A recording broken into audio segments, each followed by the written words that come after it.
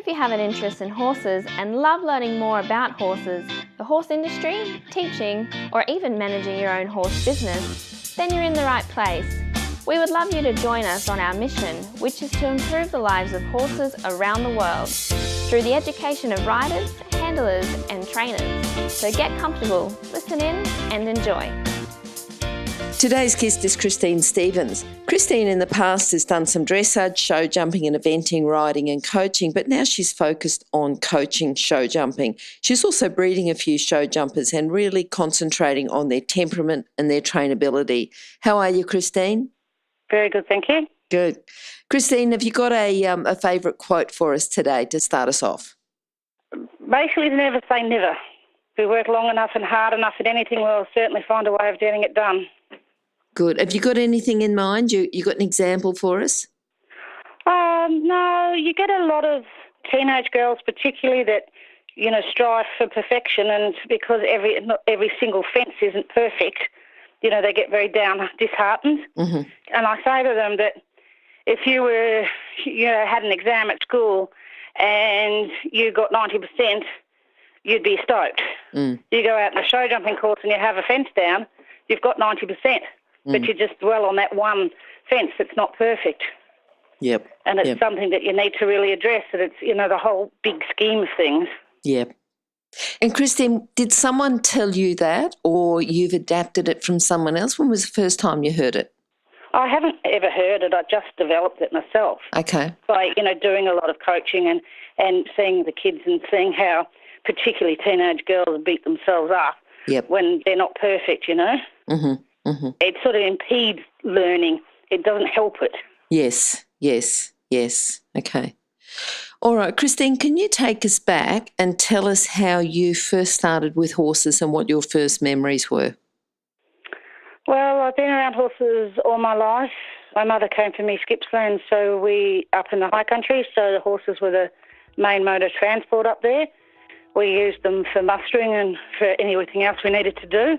So basically I've been around them before and learnt to ride, or rode anyway, since before I could walk.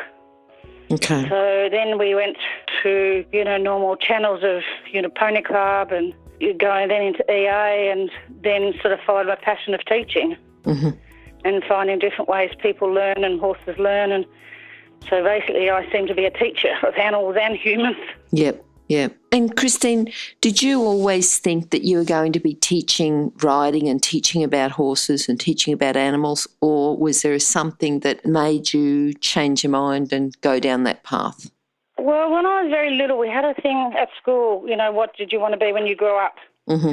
And even then, when I was like 5 or 6, all I wanted to do was ride horses. Yep. And I started teaching when I was about 12. Mm-hmm. Kids around the area. Yep. And probably when I was 15 or 16, I was asked to teach a pony club, and that's when the bug for teaching bit. I just loved it. Okay, good. Yeah, that's about that. For training horses, I've just always done it. I started off with the wrong way, and in other words, with unbroken horses, and trained them myself and just kept training. And so I love to sort of get inside their heads and work out how they tick and how to teach them best and how to teach them easiest. Yep.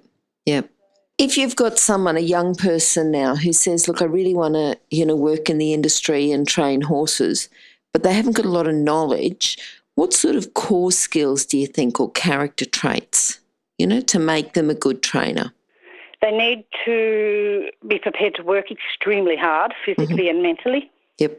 It takes an enormous amount of concentration and attention to detail, and you need to be able to question everything you do and everything that happens. You need to have like a good feedback or feelage on what you're doing, and the feedback from the animal and from your own body. Okay. Yeah, but basically to be able to work really hard. Yeah. Physically and mentally. Yeah. Because it's a big concentration game, on so many levels. Yes. But a lot of people you see coming through, they're just not prepared to put in the hard yards, the sheer number of miles and hours in the saddle and hours working with the animals, because the animal itself is the best teacher. Yeah. Do you think they just want everything just a bit too quick? And just aren't prepared to don't understand how much it takes. You know, I see a lot of young, particularly event riders, coming through, and they all want to go off and be a coach. And until you've worked with thousands and thousands of horses, and you can't be a good coach because there's so many variables. You know, and I think that's the thing. You know, they think that because they've won some big class on one horse that possibly was already trained when they got there doesn't make them a coach. Yep. You know, and you see that actually in the NCIS system. Not that I wish to pick on that, but, you know, the coaches, they have to be seen to have ridden, say, flying changes or lateral work. It doesn't mean that they have to have trained it. And unless you trained it on a number of horses, you don't know all the things that can go wrong. So you can't fix, you don't have answers for all the options, you know, of how and why things go wrong.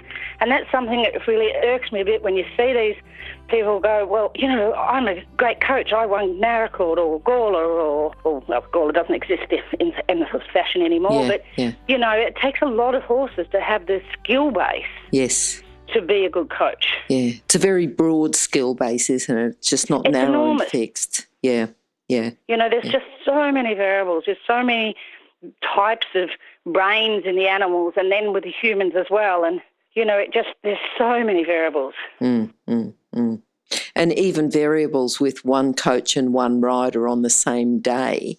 If they try a movement a few different times, there's different variables even then. Yes. And I noticed years ago I was working with a young girl up in East Gippsland, and I'd been at her to keep her outside elbow in because she used to give her elbow and hand away and the horse would bend his neck and nick off sideways. And my husband was giving her a hand at the practice fence.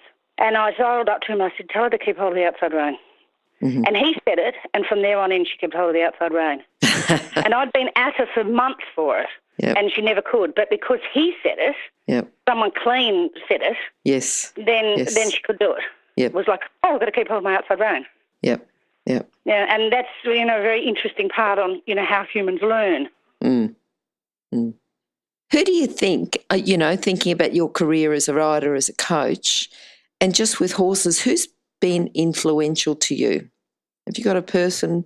Coaching-wise, Mary Wanless, without a doubt. She basically taught me to nut out what's going wrong, how to fix it. So she's very good on the mental side of things, and that's a huge part of horse riding. Skill-wise, probably Miguel Trevor helped me enormously. Cherie Edmonds helped me enormously. Art Utendale was very helpful. Yeah, those sort of people. Okay. Yeah. Okay. All right. And what about horses? Well, I've had lots of When I was 18 and I'd finished school, I was working racehorses and working at a show horse stable. And then I started working on a sports horse stable for Kate Wallace down at Moriac. And then I got a full-time job with her, so I had, you know, had involvement with a lot of horses. And she was probably one of the early ones to actually specifically breed for a job. She bred sort of sports horse thoroughbreds. They were from a New Zealand line of sports horse. And then I worked for her for 10 years, and then I went out on my own, and I was doing a lot of coaching at that stage as well. And then I went out on my own after that with some of her bloodlines. And then we had a very good line of stock horses, the Chan line of stock horses or Radium line of stock horses that were brilliant jumpers. We sort of had 4 or 5 really good A-graders of that line. And so then I mixed that blood with her thoroughbred blood. But the Chan horses were very hot and not overly trainable, where her horses were quite slow and not very trainable, but all had big jumps. And then I've used Adam Johnson's Contango 2 horse or Woodley Don 1 back through them, and that's really given me some super nice horses. They've got the trainability and the athleticism and the size that I'm looking for. So, yeah, I just wish I was 30 years younger, really. Because I'm like, oh, my God, I would have killed to have horses like that when I was young. What do you think your proudest moment's been? We had a very good stock horse gelding years ago called Tabarabra, and he placed, well, he only ever did 2 World Cups, and he placed in both of them in the show jumping. And he was, just an amazing little horse. But when he came to me, he was very, very difficult. And just broken in and used to be very touchy and buck a lot. Yep. And I did an enormous amount of work with him to get him sort of quiet and on the job. And he was just amazing. It was just unfortunate. He sort of died when he was 6, but he'd already sort of was runner-up Australian Championship as champion as a 6-year-old. Not that we knew his age when we got him, but we thought he was older than that. It's nice to start them off and have them for that whole journey, isn't it? Not just I love starting babies and having them. So everything we've got now is stuff that we've bred. Yes, yeah. And it is very satisfying, right from we took 2 little babies out the last 2 shows for their first outings, and, just seeing them out there and coping and behaving and hopping around the 50 and 60 centimetres, you're proud of that. Just seeing them handle themselves and being confident and calm and accepting, that's a huge buzz in itself. They don't have to be jumping big fences, just that their brains are coping well with it all. Yep. And, that's, to me, I get a real buzz out of that. Yeah. It's nice to see them jump big fences, but, in a lot of ways, just having them going out and being calm and accepting and try for you, even though they're terrified, is probably a bigger buzz. It's a big achievement because that you know what's gone into it. Yeah. And, there's just amazing for them to trust you that much. Like, you've done the right job when they can go out and go, oh, Mum, I'm really scared, but I can do that, Yes. And so, that means a lot to me for that to be able to happen. Yep. Yeah. Cool. All right. What do you think your biggest challenge has been? Me, I'm not a very good people person. I don't and can't sell myself. I lack a lot of self-confidence. So probably that would have been the biggest challenge, and having no money and no support. When I was younger and doing a lot of competition, it was very, very hard. And it sort of was what stopped me, going on to a high level in dressage, because I literally could not afford top hat and tails. Even though I had horses trained to that level, I couldn't afford to do it because I had no money behind me. Yep. And being not very good with people and not very money orientated, it didn't help. So, and that's one thing I'm sort of, sorry that I didn't go through more with. And then I broke my coccyx a few years ago and couldn't ride for 2 years, and I thought the thing I most regretted was not competing at that higher level, in dressage, because I had sort of done that high level in both the other disciplines, but only gone to sort of Prix St George in dressage. And then I sort of looked at it, and it got so expensive since I'd stopped doing it. And I thought, I'll just do a bit of adult riding club, and, I just hated it. I did half a dozen competitions, and I thought, what the hell am I doing this for? I absolutely hate it. Yeah. And then I stopped doing it, and I had so much more fun with the horses because I could school what I wanted, when I wanted it, instead of saying, I can't do that because I need it for a dressage test, or I can't do that because I need this for a dressage test. Yep. And so I stopped doing it again because I thought, well, I work hard enough that I don't need to have my weekends even harder, Yes. Yep. So I thought, no, there's no point doing it anymore. I really wasn't enjoying it. So I thought, nope, I put a pin to that and I just go to the shows with my husband, really. Okay. And either judge show jumping or, support him, strap all the horses or something. Okay, so when you do go out to those shows and you see a lot of show jumpers, what's a common problem that you see the riders having and how can they fix it? Well, there's 2 main ones that really irk me. The first one is that they are, well, actually probably 3. The first one is that they're always on their heads. Check, coming in, with a lot of contact, and that really irks me because it's unnecessary and not fair for the horse.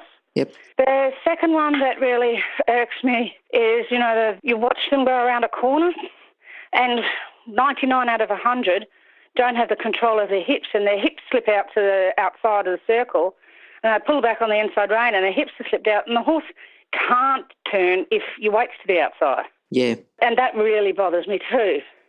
And another thing is that just this fashion thing, this trend of, you've got to have all the right gear and be flash and fancy, but don't worry about the horsemanship skills or the, anything else as long as you've got all the right gear on, Which is like the first thing should be, well, is your horse doing the job? Is he comfortable? Is he happy? Yes.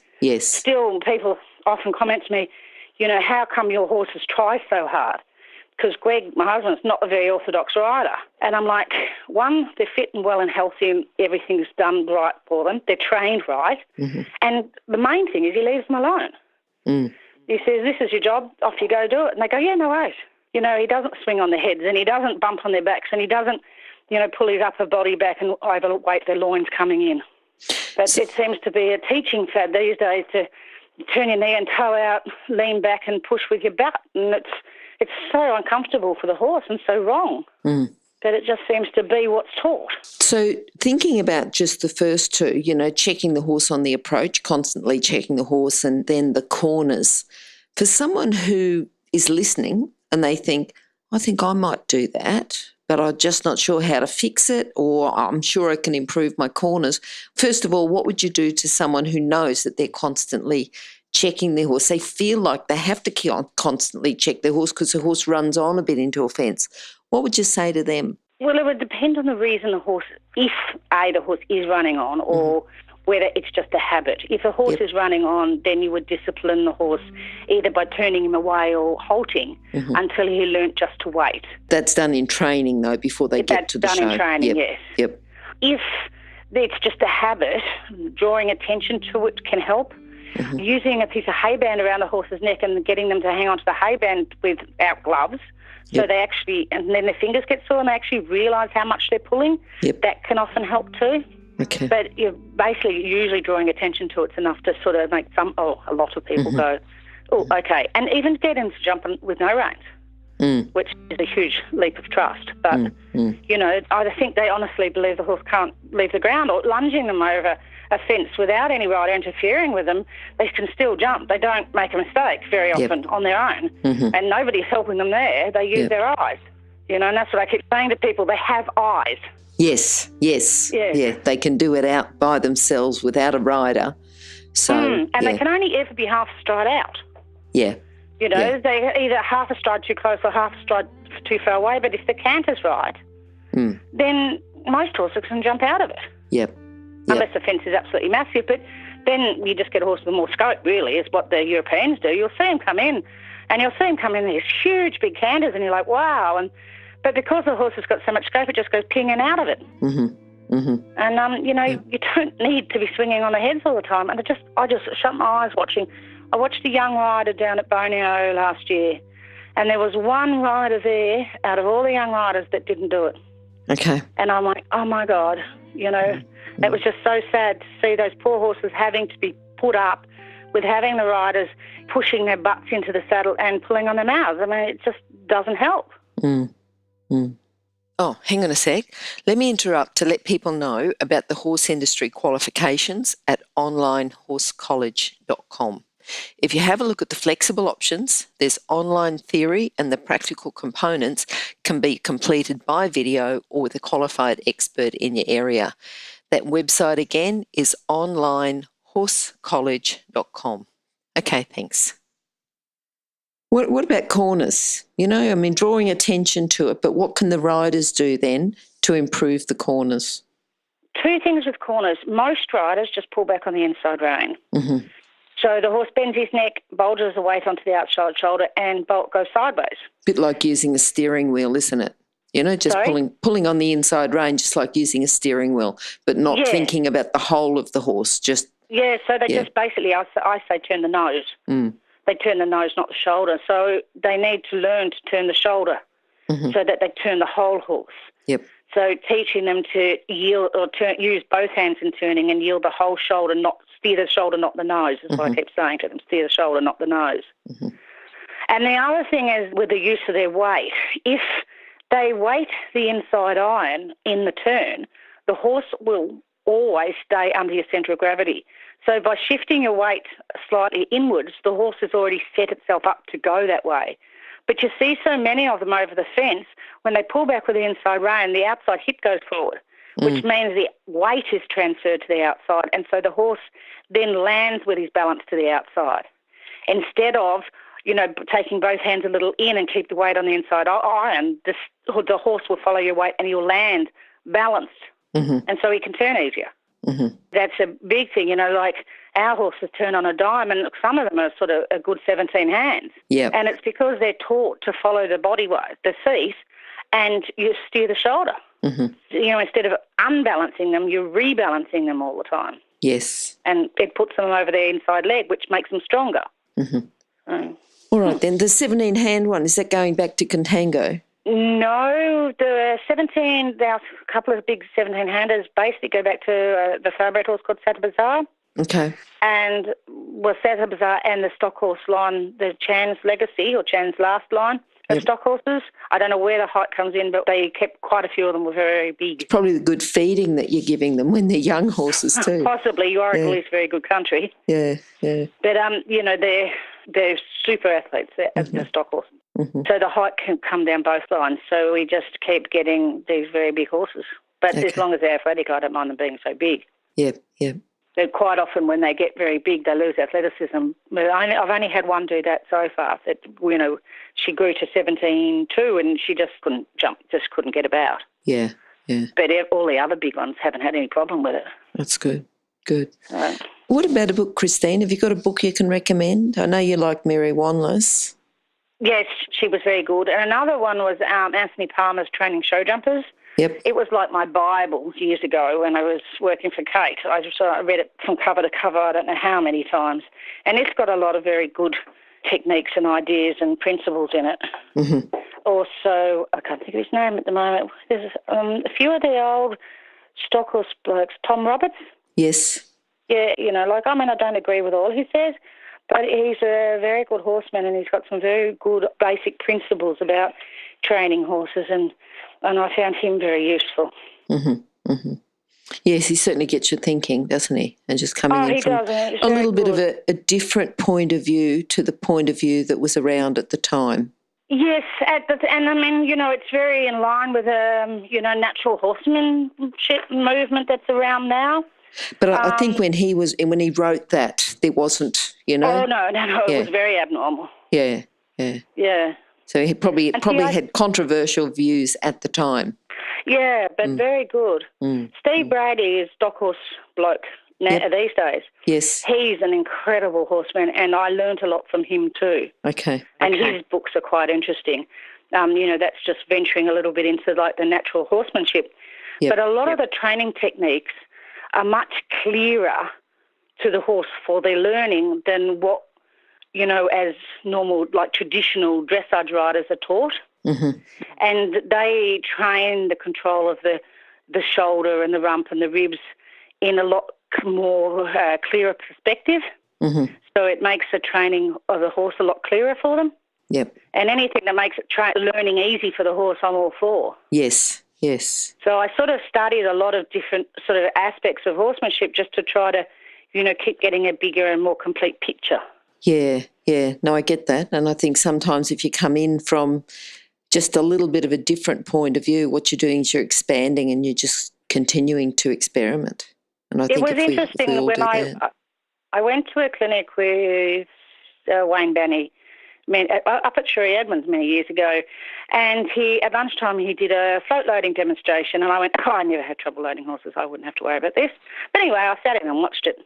And next day, we had the lady I worked for had sold a young colt, and we tried for 2-3 hours to get this thing on the truck, and he was going to kill himself. He was just wouldn't have a bar of it. Mm. And I said to her, let me try that thing that Steve Brady, it wasn't Steve, Wayne Banney did yesterday. So I popped him in the big, in the working yard and put the float in there, and within 5 minutes I had him trotting in and out without any problem in the world. Yeah. And when the bloke came to pick the horse up, I threw the rope over his neck and he walked in. Yeah. And it was a yearling or 2-year-old colt, whatever it was. Yeah. And he was blown away that the horse was that obedient. But I just went, I'll try it. And it was amazing how it worked. That's good. So there goes that never say never thing again, doesn't it? Yes, that's right. That's right. Yeah. Christine, what are you looking forward to? What are your plans over the next 12 months, 2 years? Have you got some nice horses coming along? I've got some absolutely beautiful young horses coming along, way too many for us to work, but I've got probably we've got 10 in work at the moment, and probably the nicest young horses I've ever had the pleasure to deal with. They're just beautiful. They all got beautiful temperaments. They're all just lovely, soft creatures to be around. They've lovely moves, got great jumps, and just so trainable. They're, really exciting to work with. Okay, so and you're not going to keep them all? You're going to sell a couple? I will have to sell a couple because I've got pretty bad arthritis and I can't keep working them all. And my niece has been helping me with them, but she's at uni. So, when uni's on, we really struggle to get them all worked. Okay. But I don't know which ones I want to going to sell because I love them all. It's hard. It's hard when you've got nice ones to choose from, isn't it? Oh, there's just some absolute crackers. Like I said, if I was 30 years younger, they wouldn't be going anywhere. Yeah. Christine, can you sum up your philosophy for us today? I think it's really important to be nice to the horse, to try to think about how he's feeling and how he's learning, to remember that horse or human don't learn well when they're under pressure, that you've got to try to make the learning very clear, very concise, and, not to hurry it. And that doesn't matter whether it's horse or human. I think it's important that, your training techniques are very, very clear and concise and simple. Yep. The simpler, the better, Okay. And I think it's really important that the groundwork and the basics are put into place very strongly so that the horse doesn't get muddled up when you say, well, A, this means that, and B, this means that. If I join A and B together, it means this, and then they don't go, oh, my God, she's changed things, and it's scary. You just go, well, actually, if you can do that and you can do that, well, then you can do this. Oh, yes, I can, Yep. And then they start to want to learn for you. Yeah. Instead of every time we introduce something new, they go, oh, my God, it's scary. Yeah. They go, what's Mum trying to say now? Oh, I got it, So, yeah, probably that. All right, Christine, if people want to contact you about those nice young horses that you've got, how can they do that? The best way is probably on the landline because the mobile reception here is terrible. And the phone number is 03 56 266 227 or Facebook. Okay, and that's Christine Stevens or Under Shady Creek Equestrian? Christine Stevens. Okay, and those details will be available on your site on Horse Chats as well, which is horsechats.com/Christine Stevens. Thank you very much. That's okay, and it's STEPHENS too. Yes, it is. Yep. All right, Christine, fantastic talking to you today. I've certainly enjoyed talking to you about your young horses that you're bringing along and, lots of other stuff as well. So hopefully we'll talk to you again sometime soon. Yeah, thank you very much, and thank you very much for thinking of me. Okay, bye. Oh, wait, before you go, if you're an equestrian coach or a horse riding instructor, or even if you aspire to be one, have a look at the free video series for horse riding instructors on the Horse Chats website. Go there now, have a look, horsechats.com. Remember that our comments and instructions are general in nature and do not take into consideration your individual horses or your individual ability and circumstances. If you enjoyed this podcast, then please leave your comment below.